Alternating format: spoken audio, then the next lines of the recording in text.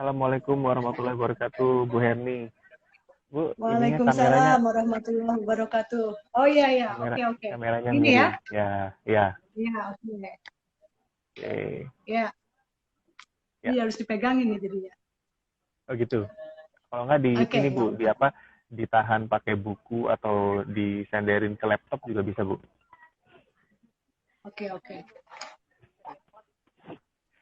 Fotoin dong. Oke, sementara itu dulu deh. Ya, Ya, bisa. oke, ya. Ya, baik.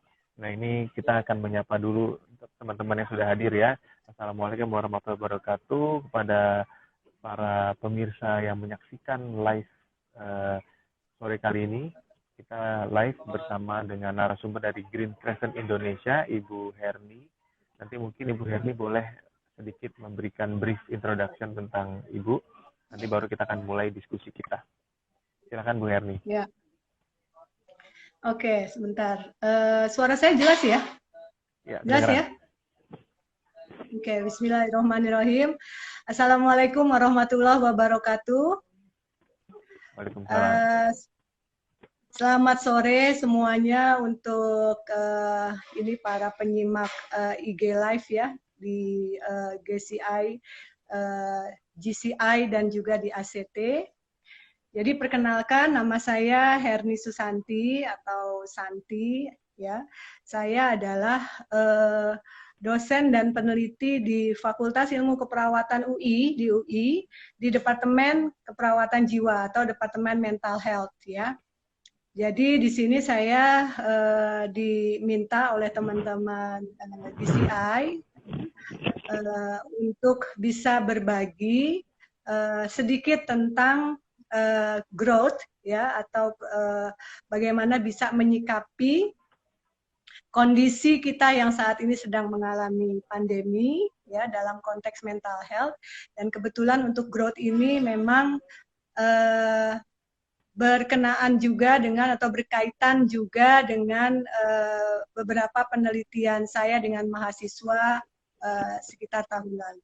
Demikian intronya, Ya, nanti kita Mas akan Rido. eksplor lebih, ya, nanti kita akan eksplor lebih jauh Bu ya tentang hasil penelitiannya seperti apa. Nah, mungkin kita sebelum memulai diskusi, kita mungkin bisa menjelaskan dulu nih Bu kepada para pemirsa atau viewers sore hari ini. Em, apa sih yang akan topik apa sih yang akan kita angkat? Tadi kan ada boredom towards growth. Jadi, nah saat ini kan kita sekarang sudah mungkin kira-kira sudah masuk bulan kedua ya, masuk ke bulan ketiga. Ini tanggal 1 Mei. Ini kan May Day ya, hari buruh internasional. Nah, ini kan kita sudah masuk ke bulan ketiga nih. Pasti masyarakat itu sudah bosan dengan um, apa bahkan kalau topik COVID sendiri sebenarnya sudah bulan kelima ya dari bulan Januari kan. Jadi ini kan kita semua sudah bosan nih Bu. Nah, uh, menurut pendapat Ibu apa sih yang dimaksud dengan boredom atau kebosanan itu? Iya, jadi memang topiknya ini lumayan menarik juga ya, maksudnya timely ya, Ya, sesuai dengan kondisi kita yang saat ini bisa dibilang kalau hitungannya itu sudah mau 40 hari nih ya, kalau hitungan dari mulai 17 Maret ya, kemudian kita sekarang PSBB-nya ya. 1 Mei. Iya, untuk bukan PSBB-nya sih, yang anjuran untuk stay at home, Oh iya, stay anjuran at untuk home, betul. from home gitu ya, itu Iya, kan iya, iya, sudah lebih dari 1 bulan. Hitungannya iya. itu sudah mau mencapai 6 minggu ya, sehingga untuk kondisi tersebut ya, kebosanan atau boredom di sini merupakan hal yang sangat lumrah terjadi ya. Jadi akan muncul ya, atau mungkin sudah muncul ya di kalangan teman-teman di sini yang menyimak, ada perasaan bosan ya, dan ini merupakan hal yang sangat lumrah, hal yang manusiawi ya, dan kebosanan itu memang muncul Karena memang ada hal-hal yang kita merasa nggak puas. Ada kegiatan di dalam rumah ini yang membuat kita itu tidak menarik ya, tidak menarik buat kita ya. Dan akhirnya kita juga kesulitan untuk fokus. Nah, boredom ini ya sering diasosiasikan dengan sesuatu yang sifatnya itu negatif ya, karena memang itulah yang selama ini sering terjadi, sering dirasakan. Kalau dalam konteksnya itu COVID ya, atau pada saat pandemi seperti ini, boredom yang dirasakan itu ya rasanya misalnya kita udah 6 minggu ya, ada yang 6 minggu, ada yang 4 minggu gitu ya, terus di rumah gitu ya. Itu seperti apa istilahnya ya, mati gaya ya, mau ngapain lagi Ya, di rumah, betul. muter-muter, Betul. muter-muter itu ya. Bahkan ada istilahnya kan 4L ya, Mas Rido ya, lu lagi gitu Lagi. ya. Ya, jadi mau ngapain lagi gitu ya. Sementara selama ini bisa dibilang ya kegiatan outdoornya sangat sangat sering ya sebelum terjadi pandemi ini, yang pergi ke mall lah, yang harus ketemu sama teman-teman. Jadi masalah boredom ini sangat manusiawi itu terjadi. Nah, tadi dikarakteristikan atau diasosiasikan dengan hal yang negatif. Kenapa? Karena kebosanan ini itu memang sifatnya tidak menyenangkan, ya. Kemudian juga melahirkan rasa hopelessness ya. Jadi hopelessness itu enggak merasa tidak ada harapan ya. Ya, Ini yang betul. sekarang ini juga dirasakan mungkin oleh banyak orang. Ini sampai kapan kita di rumah gitu? Kan nggak jelas ya. Ya, 2 minggu kemudian diperpanjang, ya, kemudian diperpanjang lagi, ya. Jadi ada feeling of hopelessness, ya. Lalu juga ada feeling of sadness, ya, perasaan sedih, ya. Sedih. Lalu Oke. bahkan bisa marah, merasa frustasi, ya. Dan ada juga impak dari kebosanan ini yang sifatnya tadi kurang menguntungkan gitu ya, yaitu mempengaruhi atau membuat orang berperilaku atau melakukan aktivitas yang merugikan. Nah, coba teman-teman jujur aja nih, kalau pada saat lagi di rumah seperti ini berhari-hari, berminggu-minggu, apa aja yang dirasakan? Ada nggak yang larinya itu ke makanan?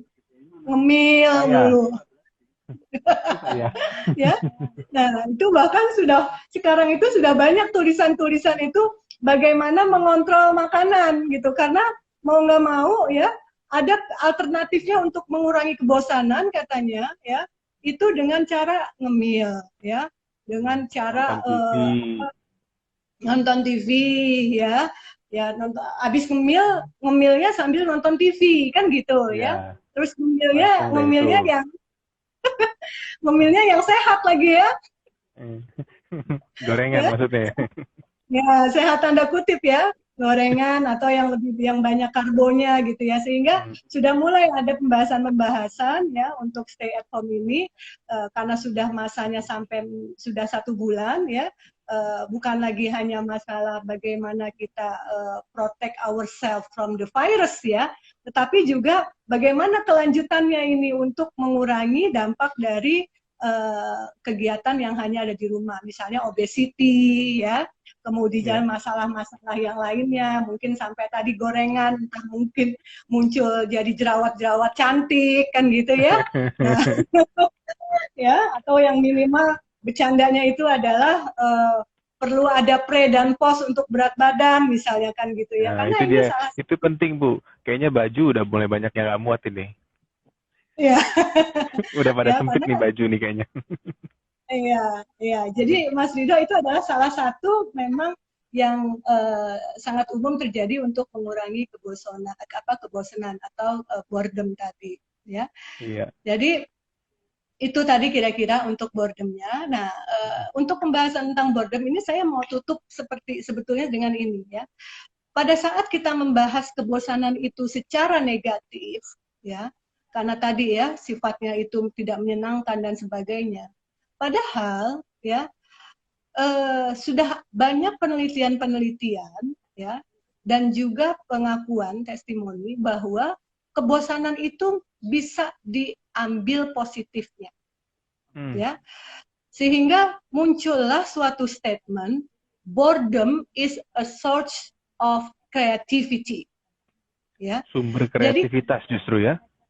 sumber kreativitas ini yang sering tertutupi dengan negativity atau negativitas kebosanan tadi. Orang hanya sibuk dengan, aduh gue ngapain ya, gue udah bosen nih tadi mati gaya ya. Kemudian juga gabut segala macam ya. Padahal justru ada titik puncaknya di mana seseorang pada saat bosen itu justru mencuat kreativitas. Nah, ini yang sebetulnya spirit atau pesan yang akan disampaikan dari talk ini. Bagaimana dari kebosanan itu justru munculnya itu bukan yang negatif-negatif tadi, sadness, ya, hopelessness gitu. Tapi bagaimana bisa membuat orang itu menjadi growth akhirnya, tumbuh. Jadi. Bertumbuh, berkembang. Nah, sebelum kita ngobrol ke sana Bu Santi, kita lihat dulu nih, ternyata banyak juga yang komentar nih tentang bahasan kita. Oh, kita sapa juga, ada dari Boyolali. Ini dari Mbak Tasya, katanya bener tuh Mbak, obesitas karena banyak makan sedikit gerak. Ya sama kok Mbak gitu. Ini ada juga dari Irmali Salvia, katanya jenuh, pusing, sensitif, lapar, banyak pokoknya. Nah ini mungkin bisa juga kita bahas Bu ya. Ini juga jenuh juga, cuman makan sama tidur setiap hari. Nanti kita akan mungkin di akhir akan ada mungkin rekomendasi mungkin ya dari kita, apa yang bisa kita lakukan di rumah supaya merubah kebiasaan yang cuman makan tidur terus makan tidur setiap hari seperti itu. Nanti kita akan bicarakan. Nah, menarik ini Bu Santi. Tadi kan Bu Santi bilang bahwa justru boredom itu adalah sumber atau source of creativity. Memang sih saya juga kadang-kadang menemukan momen-momen di saat saya lagi bosan tuh justru ketika kita lagi berpikir sendiri gitu ya, muncul tiba-tiba ide mau ini, mau itu, mau A, B, C, D. Nah, cuma kan mungkin adalah kendalanya bagaimana kita untuk how to implement ide-ide tersebut gitu kan. Itu mungkin akan kita bahas juga. Nah, Ibu Herni juga tadi tempat memberikan notes pada saya tentang ini post traumatic growth. Ini kan kita lagi dalam situasi stres ya Bu ya, lagi dalam situasi distress karena adanya berita yang tak menentu, karena mungkin karena ada kehilangan pekerjaannya gitu kan. Terus juga atau walaupun work from home tapi tetap aja sepertinya ada ketidakpuasan gitu dalam kehidupannya karena dia adalah jiwa yang sosialis yang butuh bertemu dengan orang banyak, sehingga kan orang akan menjadi stres di rumah. Nah, apa sih maksud dari post traumatic growth itu Bu? Kalau Ibu bisa elaborasikan. Iya. Jadi post traumatic growth ya ini memang sangat erat kaitannya untuk kondisi-kondisi pasca trauma ya, atau pasca kejadian yang membuat trauma, kejadian yang membuat sangat stressful, seperti halnya kondisi wabah saat sekarang ini. Ya, wabah sekarang ya, karena wabah sekarang itu pun sudah dikategorikan dalam bentuk bencana ya, sebagai salah satu bencana. Nah, tapi melihat post traumatic growth ini ya, justru kita melihatnya secara positif dari suatu kejadian yang tidak menyenangkan itu ya. Bisa dibilang kalau ada sesuatu kejadian yang tidak menyenangkan, bencana misalnya ya, kemudian bisa macam-macam ya, bahkan hal yang sangat traumatis, dia mengalami penyakit kronik gitu ya, itu seringkali yang dibahas adalah stresnya. Makanya muncul adanya betul. PTSD atau PTSD. Post Traumatic Stress Disorder. Ya. Nah itu bahasannya banyak sekali, mendominasi. Ternyata belakangan, terutama dari mulai tahun 96 ya, itu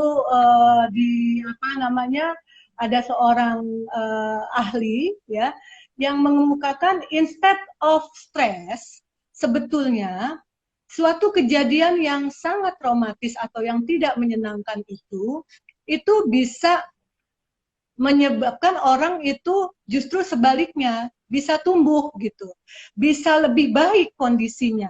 Ya, itu dari mulai tahun 96 itu oleh Tedeschi dan Calhoun ya, tahun 96 dia mulai mengeluarkan konsep ada loh hal positif dari suatu kejadian yang tidak menyenangkan. Jadi instead of membuat stres, bisa orang itu growth atau tumbuh.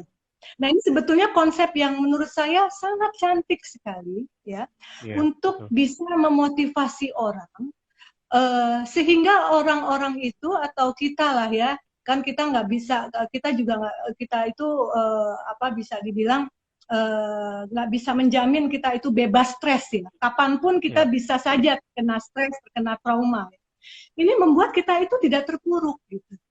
Karena di samping itu ternyata ada yang tumbuh, dan ini sudah mulai, alhamdulillah ya, penelitiannya dari mulai tahun 90-an itu sudah banyak semakin ke sini yang membahas tentang growth ini ya. Termasuk mungkin Mas Rido, perkenankan saya sedikit saja, 1 menit mungkin saya akan share sedikit hasil penelitian yang dilakukan oleh saya bersama mahasiswa saya 1 tahun lalu ya, untuk membahas atau melihat PTG ya, post traumatic growth ya.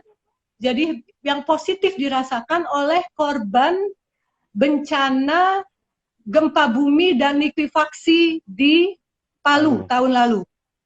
Ya, mungkin teman-teman masih ingat ya, bencana likuifaksi itu dan gempa bumi di Palu itu sedemikian luar biasa ya, dampaknya, beratnya ya. Dan ada mahasiswa saya yang sampai datang ke sana mewawancarai ya sekitar belasan atau belasan ya, sekitar 18-an ya, 18-an remaja yang terkena korban tersebut. Dan hasilnya amazingly ya, karena kita menggunakan kualitatif, ternyata dari remaja-remaja tersebut ya, dalam kondisi mereka itu 1 bulan setelah bencana, itu mereka bisa mengambil hikmah dari bencana tersebut ya. Dan itu sangat menyentuh hati sekali. Bahkan pada saat mahasiswa kami mempresentasikan, itu sampai membuat para penguji itu menangis gitu ya. Menangisnya itu adalah, oh ternyata kita bisa belajar dari orang-orang atau dari remaja-remaja ini. Pertama ya, remaja yang mungkin kita menganggap ya masih anak-anak gitu ya, artinya belum cukup dewasa ya. Kemudian yang kedua, mereka sangat berat ya, karena rumahnya hancur ya, rumahnya tenggelam gitu ya. Tapi ternyata mengajarkan sangat berarti lesson of life gitu. Jadi nggak melulu meratapi, ternyata mereka bisa keluar statement-statement bagaimana mereka tetap bisa bersyukur, masih syukur bisa hidup ya.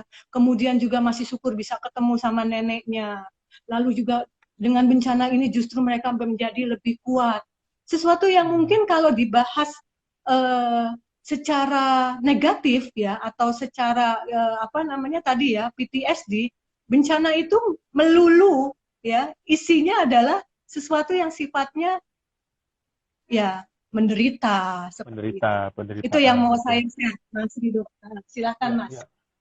Saya menarik ya Bu, emang karena di situasi seperti ini saya sering kali memulai diskusi itu tentang blessing in disguise, atau artinya apa ya, hikmah di balik kebencanaan ini semua. Jadi sepertinya satu dunia ini kan mengalami fase yang sama dengan coronavirus ini. Kita selama berbulan-bulan menjalani kehidupan yang serupa lah, dan mudah-mudahan banyak yang bisa, hal positif yang bisa keluar dari ini semua. Nah, tadi kan Ibu sempat menyampaikan bahwa dalam keadaan yang traumatis seperti ini, kalau bisa jangan fokus di negativity-nya, atau jangan fokus di tentang coronavirusnya, tentang kematiannya, tentang lain-lain sebagainya, tapi fokus di apa yang bisa kita lakukan, gitu kan? Nah, ada nggak langkah-langkah atau step-step atau poin-poin yang bisa kita laksanakan sehari-hari atau kita terapkan sehari-hari untuk bisa memiliki point of view atau sudut pandang seperti itu, Bu? Ada nggak kira-kira apa masukan dari Ibu gitu? Iya, ada ya. Dan ini memang saya pribadi juga struggling untuk bisa mengimplementasikan, mencobanya ya. Jadi mungkin kita bisa pakai ini ya, kita pakai konsepnya si PTG ini ya. Jadi untuk supaya bisa growth ya, itu ada 5 komponen ya. Ya. Yang pertama adalah appreciation for life. Jadi kita mengapresiasi kehidupan kita. Ya. Mungkin sebelum corona ini ya, kita menganggap hal-hal kecil itu ya bukan hal-hal kecil ya, saya koreksi. Hal-hal besar itu menjadi hal yang sepele. Contoh ya, sebelum terjadinya wabah corona ini mungkin kita ya bernapas itu biasa aja lah ya. Ya, kita bisa napas ya. Kita bisa keluar rumah ya. Tapi appreciation for life di sini ya, itu adalah bagaimana kita mengapresiasi sesuatu yang sebetulnya kecil akhirnya sebetulnya bermakna besar. Contoh ya, dengan kondisi pandemik ini ya, kita bisa melihat saudara-saudara kita yang kurang beruntung ya, harus bergantung pada ventilator ya. Itu kan nilainya apa? Maknanya apa? Begitu luar biasa pentingnya O2, oksigen itu gitu. Ya. Ya. Kemudian mungkin yang sekarang kita rasakan tadi ya, kaitannya dengan boredom tadi ya, kebosanan. Selama ini kita menganggap suatu hal yang biasa ya, kita bisa keluar rumah gitu ya, kita bisa ketemu sama teman-teman ya. Tapi begitu kita 1 minggu aja nggak ketemu sama teman-teman ya, itu ada suatu hal yang oh ya sedemikian besar artinya bertemu tatap muka langsung tanpa online seperti ini. Jadi kita mengapresiasi ya, appreciate sesuatu yang memang selama ini sebetulnya terasa sepele tapi besar. Ya. Nah, kalau untuk COVID lagi ya, ini appreciate for life juga ya intinya sebetulnya kalau kita bilang bahasa sederhananya kita belajar untuk bersyukur untuk suatu hal yang bahkan sekecil apapun gitu ya. Kita bisa di rumah ya, kita bisa di rumah berkumpul dengan keluarga ya, dengan segala dinamikanya, kita merasa bosan segala macam ya, mati gaya, gabut, 4L ya, makan itu lagi segala macam. Meanwhile ada saudara-saudara kita tenaga kesehatan yang nggak bisa pulang-pulang, ya. Dan itu hal yang sebetulnya bisa membangkitkan kita untuk, okay, this is the meaning of why I have to stay at home. Dan itu biasanya sedikit untuk bisa mengurangi keluhan, ya, mengurangi apa tadi ya bisa dibilang membuat hal-hal yang buat kita merasa bosan, ya. Karena kita ada rasa appreciate, ya, itu yang pertama. Lalu yang kedua, relating to others, ya. Jadi kita berusaha meningkatkan hubungan dengan orang lain, ya. Contoh kecilnya saja, ya. Ini buat teman-teman seperti saya yang memang harus di rumah udah 1 bulan lebih ya, 40 hari. Itu berasa banget ya.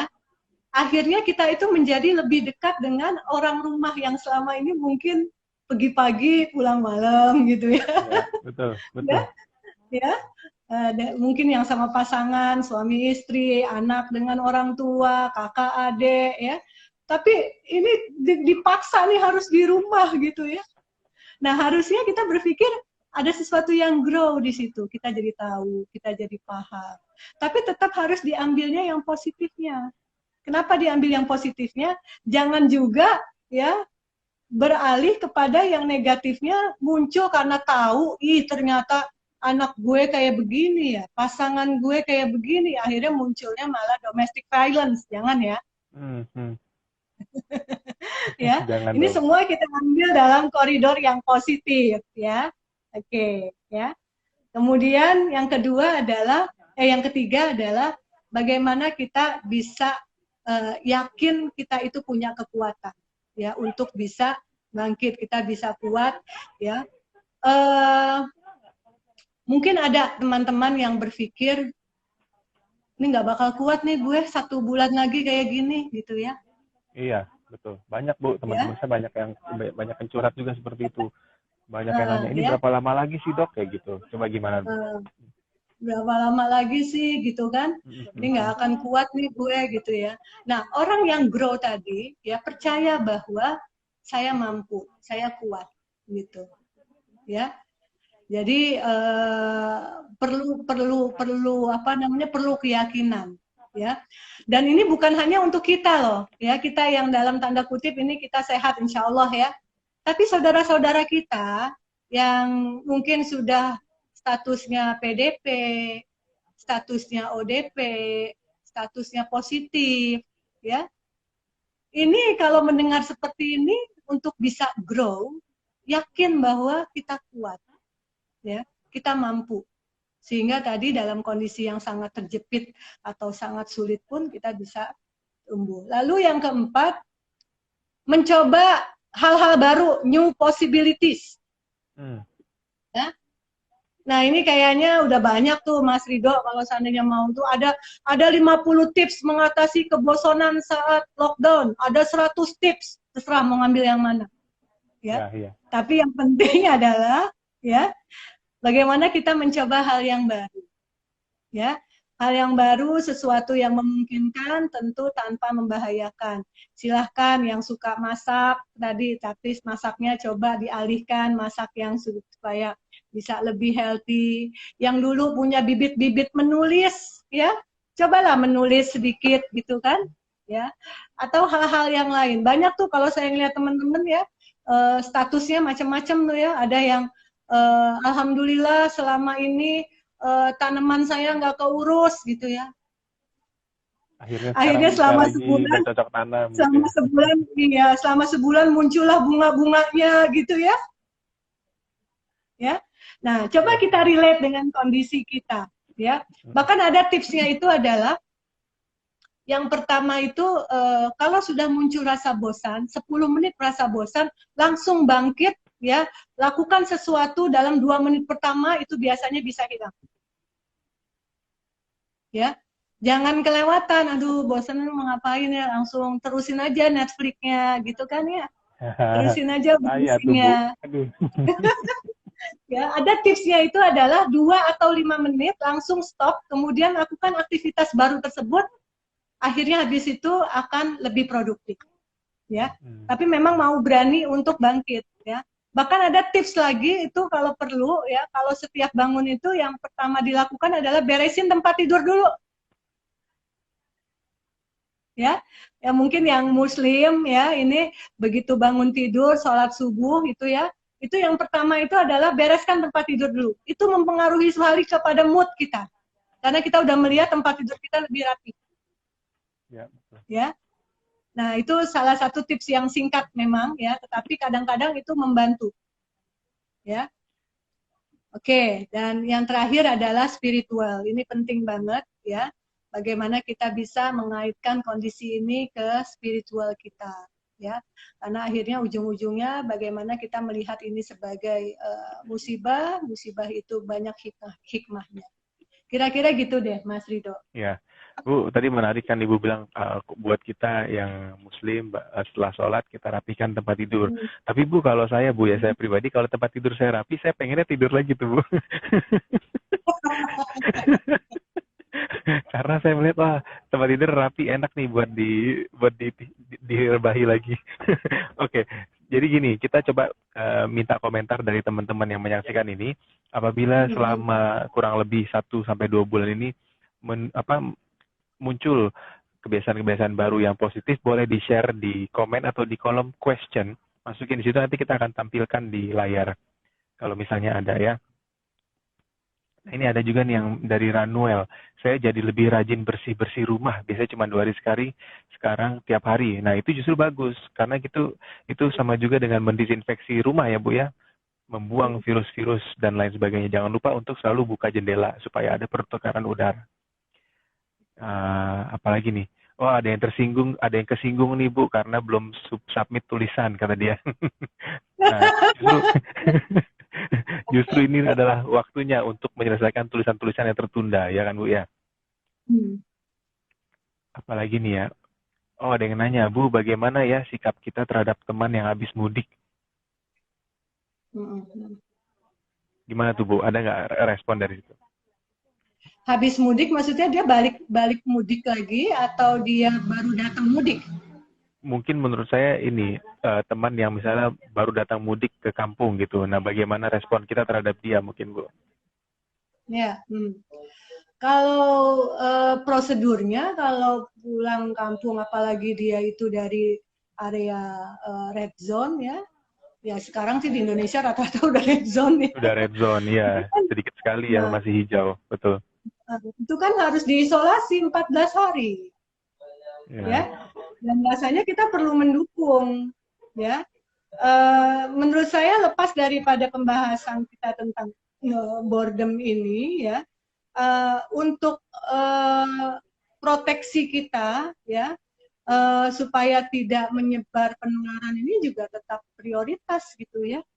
ya, Karena masalah isolasi itu kan, misalnya isolasi mandiri ya, 14 hari. Mungkin ini orangnya tanpa gejala, memang nggak ada gejala gitu. Tapi kan karena memang dia baru balik atau baru pulang kampung kan prosedurnya harus diisolasi, diisolasi, ya. betul. Nah, di isolasi itu kan kemungkinan kalau tadi nggak pakai konsep yang growth segala macam positive thinkingnya jalan, pengennya kabur melulu kan, Hmm. ya.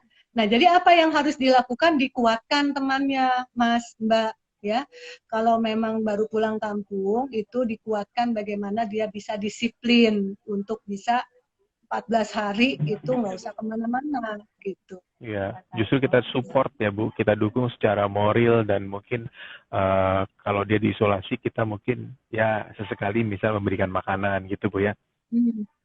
Ya, betul, Karena boleh. yang utama dalam masa-masa seperti ini adalah edukasi Bu ya, karena seringkali orang itu melakukan sesuatu yang dia tidak tahu dampaknya apa, kegunaannya apa. Jadi memang harus sering-sering kita edukasi ke tetangga, ke teman-teman semua. Nah, sebelum kita ke pertanyaan berikutnya, kita baca lagi komentar tadi banyak nih Bu, kayaknya nih Bu, Iya, yang sharing nih dari mana nih? Dari Aira Enzo. Saya mulai suka berkebun sekalian buat ketahanan pangan, Bu. Nah, itu bagus, Bu ya. Bagus, ya, bagus. Saya pribadi juga kemarin ngajak anak saya untuk mulai nanam sunflower, bunga matahari di rumah. Itu baru ditanam hari Minggu. Semoga hari Minggu nanti udah bisa bertumbuh. Jadi itu juga hal-hal baru yang saya pikir saya nggak bisa selama ini, tapi ternyata bisa hanya karena kita mendapatkan waktu lebih, ya kan? Ini ada juga dari FKHRR Rozi, mungkin Fahri Rozi ya. Gara-gara corona saya jadi pengen bantu pemerintah dalam peningkatan diversifikasi pangan. Waduh, dengan cara memulai kebiasaan baru yaitu hidroponik. Nah, ini bagus. Saya juga lagi mau belajar hidroponik juga nih. Ini selanjutnya dari Moh De Robi. Saya jadi punya quality time bareng keluarga secara selama ini LDRan. Nah, bagus ya. Jadi banyak hal-hal positif yang keluar ini, Bu ya. Ini lagi dari Nabela Bening. Bisa lebih khusyuk ibadah. Jadi ada waktu buat tengok-tengok konten bernuansa Islami, semacam ceramah. Jatuhnya hati jadi lebih tenang dan bermanfaat sekali rasanya hidup. Alhamdulillah. Ini juga ada lagi dari Alhamdulillah 10161. Selama COVID lebih sering makan di rumah bersama keluarga. Nah kan, jadi banyak sekali sebenarnya hal-hal positif yang didapatkan dari masa-masa bukan masa-masa PSBB ini, jika kita memang fokusnya melihat di positifnya Bu ya, bukan melihat di negatifnya. Nah, tadi menarik mengenai PTG atau post traumatic growth itu kan. Bagaimana seseorang itu bisa, pertanyaan adalah bagaimana kita bisa memahami bahwa ini adalah sesuatu yang muncul dari adanya PTG, atau maksudnya perkembangan diri ini adalah oh iya ini karena saya kemarin sempat stres begini sehingga sekarang saya melakukan hal ini. Nah, itu bagaimana tanda-tandanya Bu? Ada nggak sih tanda-tanda yang bisa kita ketahui gitu? Iya. Jadi PTG itu ya atau grow itu, yang namanya grow itu berarti ada before and after gitu ya. Jadi kita bisa merasakan ada sesuatu yang grow tadi, meningkat. Kalau grow berarti kan dia grafiknya meningkat ya, gitu ya. Kita bisa merasakan. Taruhlah kalau misalnya sekarang ini ya sudah mencapai minggu ke-6 ya. Sudah mau 6 minggu kita kan ya. Nah, itu kita bisa merasakan pada saat minggu pertama kita harus di rumah, apa yang terjadi minggu pertama, minggu kedua. Mungkin saat itu adalah saat bisa dibilang kecemasan kita lumayan intens ya. Ya mungkin ringan menuju sedang ya, kecemasan ansietas kita.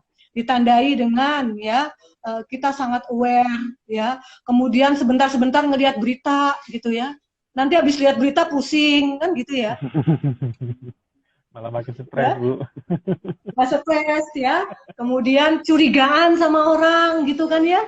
Nah, itu hal yang bisa dibilang itu respon yang pertama. Bahkan mungkin ada yang orang itu responnya bahkan sampai sedang cemasnya itu sedang keberat ya. Nggak bisa tidur ya. Kemudian juga sampai mules-mules, sampai ke fisik ya, sampai nggak bisa konsentrasi. Itu adalah before. Nah, yang namanya grow itu adalah menuju sesuatu yang lebih baik at the end, after that, ya.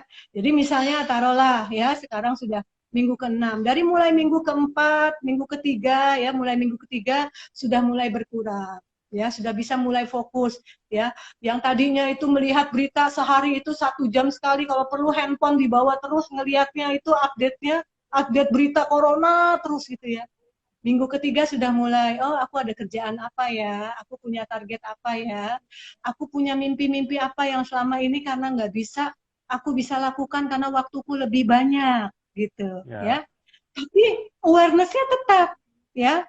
Artinya update berita tetap, tapi mungkin 1 hari cukup 2 kali, 3 kali, ya. Itu pun juga sudah mulai. Gitu ya.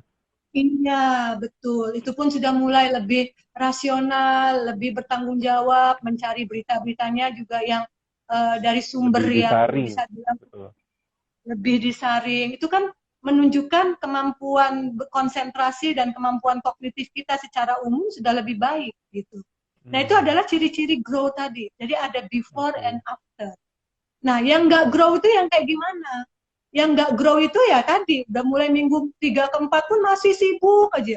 Ya, ngomongin tentang corona segala macam ya, tidak produktif, nongkrong di depan komputer, nongkrong di depan handphone ya. Nah, hal-hal yang akhirnya tadi tidak menimbulkan suatu kegiatan yang menghasilkan, yang positif, ya. Tidak merupakan perubahan diri yang positif, ya. Betul, ya. Kenapa saya membahas ini juga dalam konteks PTG post traumatik ya? Karena sudah ada ini data dari Satuan Dokter Jiwa ya, psikiater dokter kesehatan jiwa ya, para psikiater itu yang sudah mensurvei ya beberapa penduduk itu yang sampai belakangan ini sudah mengalami gejala-gejala PTSD ya. Jadi sudah muncul, sudah ada ya, walaupun memang untuk PTSD ini perlu ada diagnosis yang ketat gitu ya, tapi jangan menunggu sampai terjadi seperti itu, tanda-tandanya pun sudah mulai ada ya. Saya kebetulan juga terlibat dalam pusat krisis di fakultas ya, di mana saya menangani konsultasi.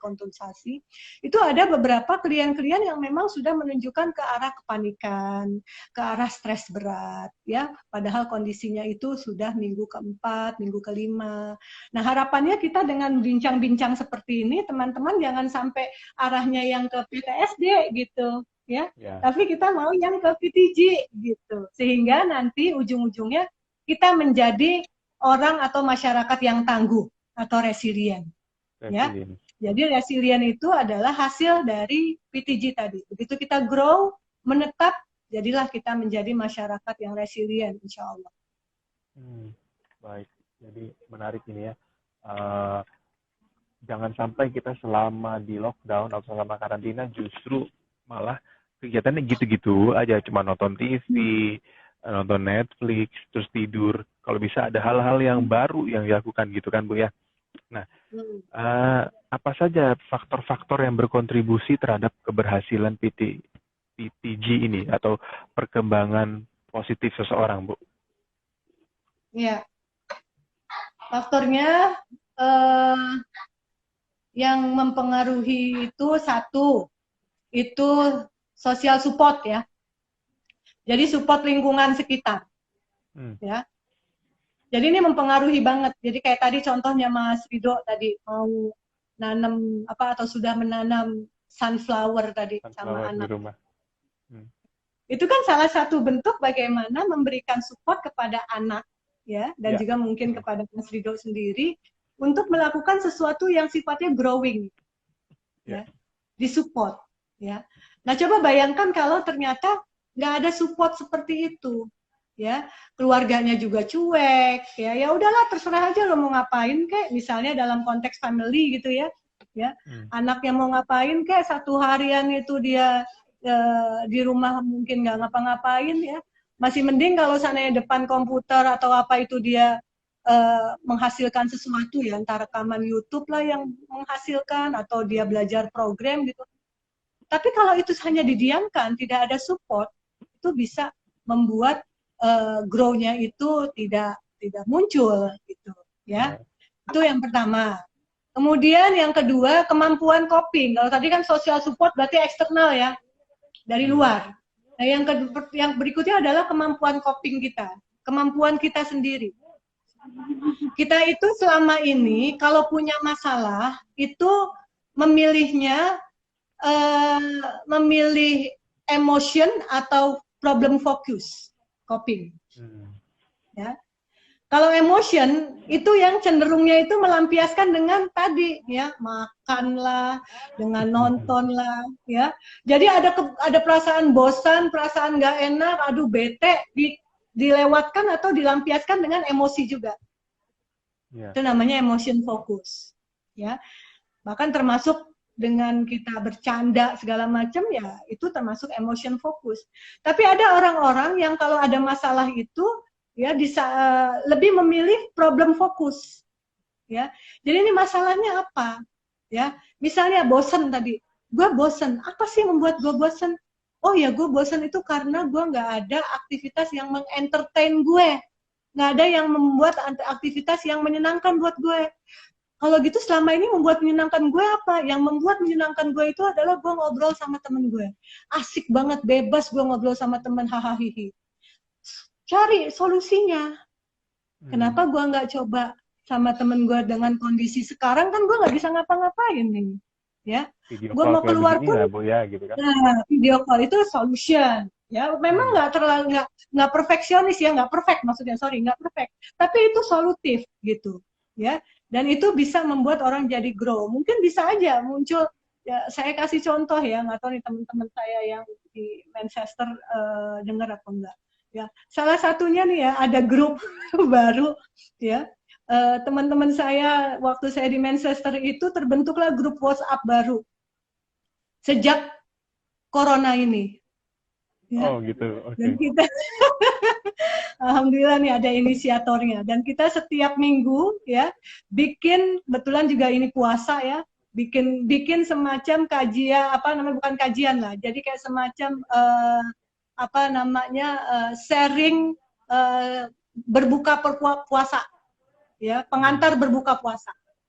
Dan itu kita merespon. Jadi teman-teman yang waktu itu saya sempat kuliah di Manchester itu punya teman-teman dari sana dari sini, kita kumpul ya, dari Indonesia mana, bahkan masih ada yang di Inggris, kita kumpul dalam kelompok dan kita setiap minggu itu ketemu gitu. Dan itu amazing gitu ya. Itu adalah sesuatu yang selama ini kita mungkin boro-boro meluangkan waktu untuk 2 jam, 1 jam setengah gitu ya. Ada teman yang sharing gitu ya, ada teman kemarin tuh sharing, profesor dari mana tuh, dari kalau nggak salah itu dari Uni Emirat atau mana, tentang matematikanya lah, nanti mau ada sharing yang lain gitu. Itu boro-boro kita kepikiran atau punya waktu untuk itu gitu. Tapi ternyata dengan seperti itu, ya kita kumpul, lalu setelah ada yang sharing, kita ngobrol, nostalgia, segala macam, and that's healing. Ya, itu membuat kita happy.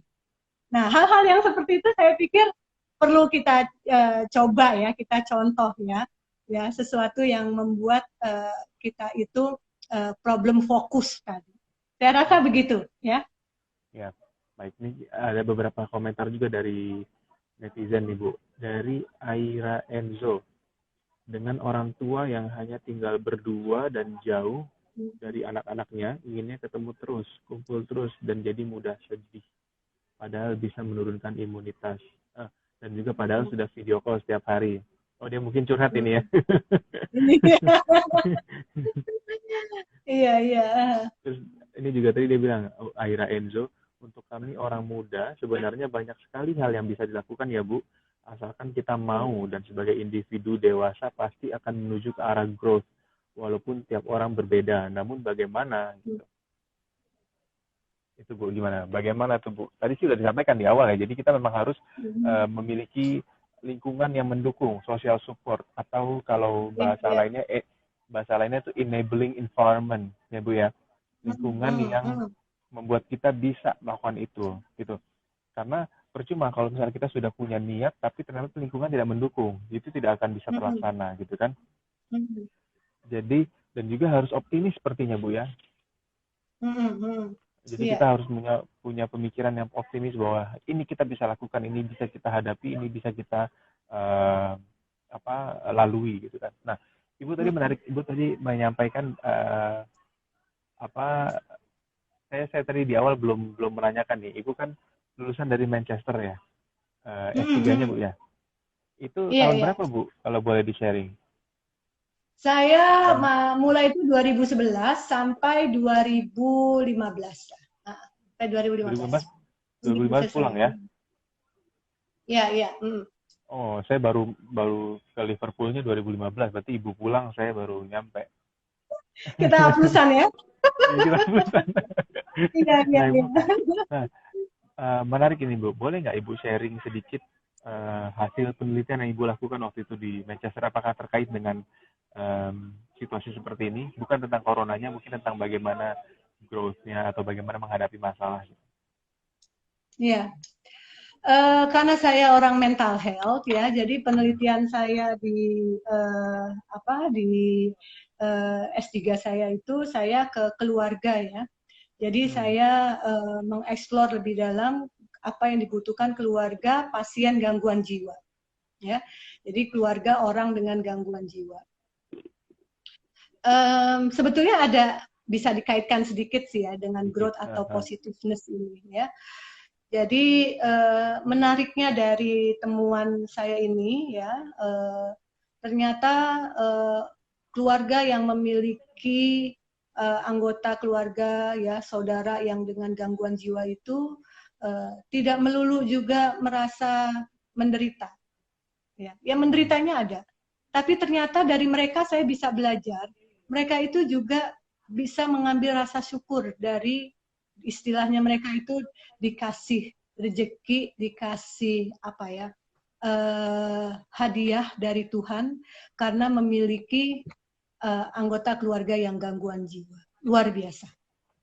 Ya. Jadi saya menemukan mutiara-mutiara itu begitu saya mewawancarai dan diskusi dengan banyak keluarga.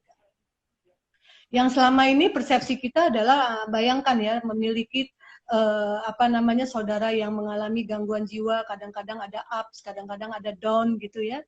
Itu lumayan stressful, terutama pada saat keluarga tersebut atau orang yang mengalami gangguan jiwa itu depresi berat ya, itu kalang kabut keluarga itu bagaimana menyelamatkan supaya tidak bunuh diri gitu ya.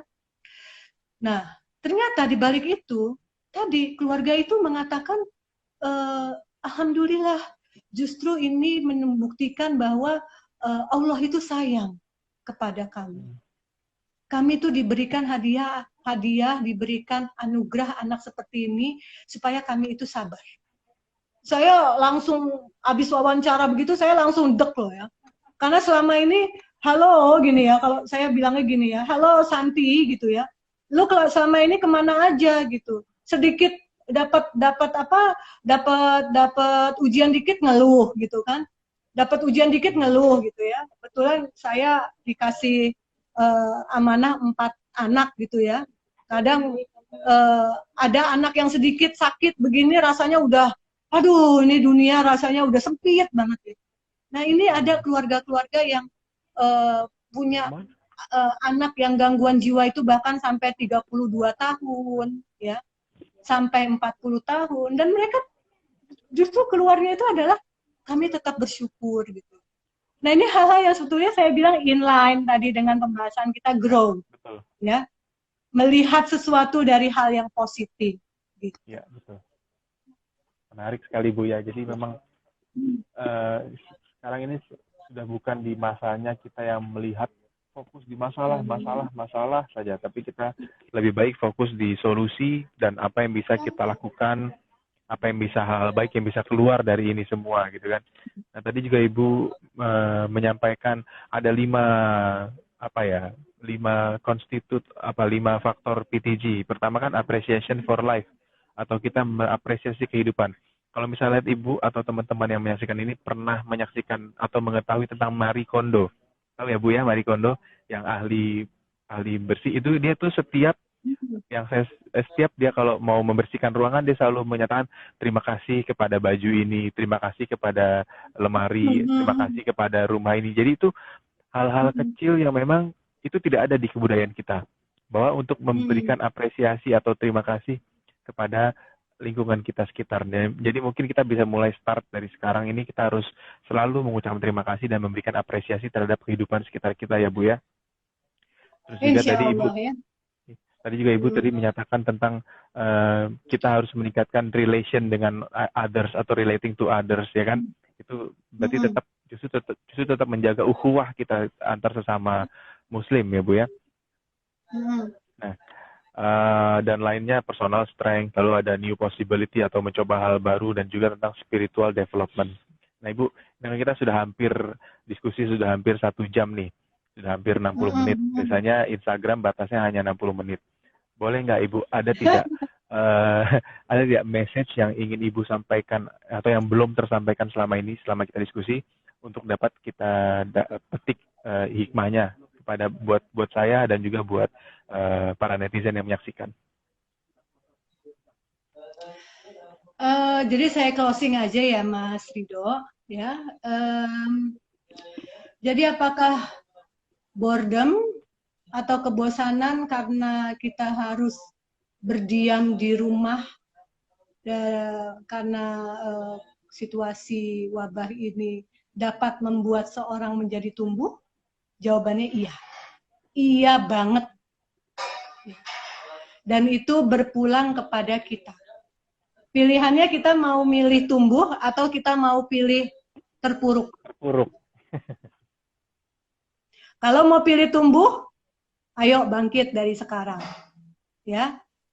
Apalagi sekarang Ramadan, ya banyak itu ustadz-ustadz pada bilang, ya teman-teman di ACT, di GCI, ya banyak teman-teman pada bilang justru waktunya Ramadan karena banyak di rumah, ayo ngajinya yang banyak, ayo silahkan, itu tumbuh juga, ya, okay? Atau hal yang lainnya mau relate itu tumbuh juga, ya. Jadi pilihannya hanya 2, saudara-saudara, teman-teman, halayak semua, mau tumbuh atau terpuruk. Kalau mau tumbuh bangkit sekarang, kalau mau terpuruk ya lanjutkan saja kegiatan yang tidak produktif. Itu saja dari saya. Baik, ya setuju sekali Bu. Jadi sekarang ini kita sudah bukan saatnya menyalahkan siapa-siapa, bukan saatnya untuk malah menuding-nuding, tapi saatnya kita bangkit bersama-sama kita lawan corona ini, bersama-sama kita kembali lagi ke kehidupan yang baru atau ke normalitas yang baru. Banyak sekali isu-isu tentang new normal. Inilah saatnya kita mempelajari tentang normalitas baru gitu kan. Terima kasih banyak waktunya Ibu. Oh ini ada yang bertanya terakhir kali, gimana sih mau jadi anggota ACT dan Green Crescent? Kalau ACT bisa lewat www.relawan.id. Kalau Green Crescent di follow aja akun Green Crescent, nanti di situ ada akun Instagramnya, di situ ada petunjuk-petunjuknya nanti, atau ada informasi-informasinya. Terima kasih lagi Ibu Herni Susanti. Semoga puasanya Sama-sama. lancar. Amin. Sebentar lagi kita berbuka. Udah siapin buka makanan Bu ya? Habis ini saya mau masak. Oh gitu. Masak menu baru atau menu yang lama nih Bu? Rahasia ya. Menu baru dong, menu baru. Menu baru ya. Oke. Nah, biasanya kalau kalau misalnya menu baru itu kalau kita yang masak enak nggak enak akan kita habisin Bu ya. Iya betul. Jadi hobi saya sekarang itu masak, ya. Dan ini salah satu bentuk grow, mudah-mudahan. Karena biasanya itu kalau sehari-hari itu kalau sudah kerja, kadang masaknya itu jarang-jarang gitu ya. Iya, betul. Ya, Iya. baik Bu. Terima kasih banyak. Nanti insya Allah videonya akan direkam dan akan dipost di YouTube. Yang baru nonton ini akan dipublish online selama 24 jam. Silahkan ditonton ulang. Ibu Herni, saya pamit dan teman-teman netizen semua pamit. Wabillahi taufiq wal hidayah. Wassalamualaikum warahmatullahi wabarakatuh. Waalaikumsalam warahmatullahi wabarakatuh.